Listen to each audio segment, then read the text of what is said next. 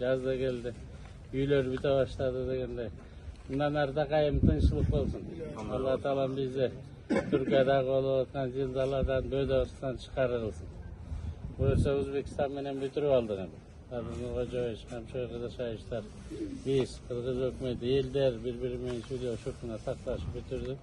Bir til tavuşarız, alar menen de, Tajikler menen de bitirip.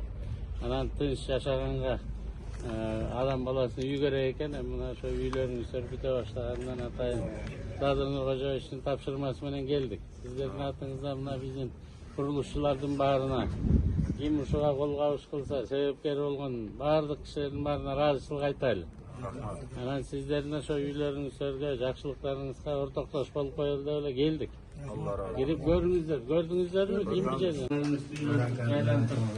Bütün tamam bala çakaları, nevreleri menen bardağı yeri yurtumuz önü öşüp girsin. İşinizde çok iyilikler olsun. Yaşlıklar.